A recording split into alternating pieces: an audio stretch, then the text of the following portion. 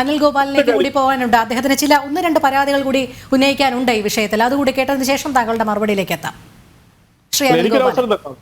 അല്ല, എനിക്ക് എന്നെ സംബന്ധിച്ച് ഇപ്പോൾ ശ്രീ സാറിനോട് പേഴ്സണലി എനിക്ക് ഒരുപാട് സ്നേഹമുണ്ട്. കാരണം വെച്ചാൽ ഈ പറഞ്ഞ പോലെ തന്നെ ഈ അവിടെ ഇരിക്കുന്ന എല്ലാ ഭാരവാഹികളെയും എപ്പോൾ വിളിച്ചാലും കിട്ടുന്നതാണ്.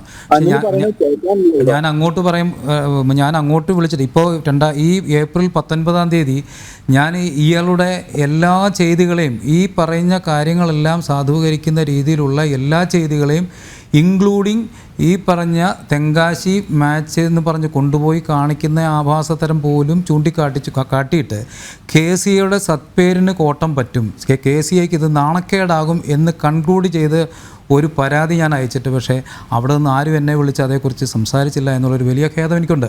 അതുമാത്രമല്ല, ഇന്നലെ എൻ്റെ ഇമെയിൽ ആരോ ട്രാക്ക് ചെയ്ത് ഞാൻ TDCAക്കും KCAക്കും അയച്ചിട്ടുള്ള എല്ലാ പരാതികളും ഡിലീറ്റ് ചെയ്ത് കളഞ്ഞിരിക്കുകയാണ്.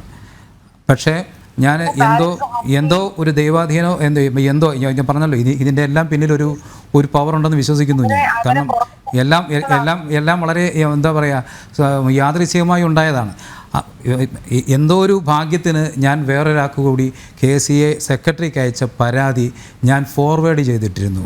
ഉത്തരവാദിത്തപ്പെട്ട ഒരാൾക്ക് തന്നെ ഞാനത് ഫോർവേഡ് ചെയ്തിട്ടിരുന്നത് കൊണ്ട് ആ പരാതി എനിക്ക് തിരിച്ചു കിട്ടി. അദ്ദേഹം എനിക്ക് സ്ക്രീൻഷോട്ട് എടുത്ത് അയച്ചു തന്നു, ആ ഡേറ്റും. ശ്രീ അനിൽ ഗോപാലൻ, ഈ പരാതികളൊക്കെ മെയിലായിട്ട് അയക്കുന്നത് ഏത് ദിവസങ്ങളിലാണ്? ഏപ്രിൽ 19 ഇതുവരെ ഒരു മറുപടിയും വന്നിട്ടില്ല.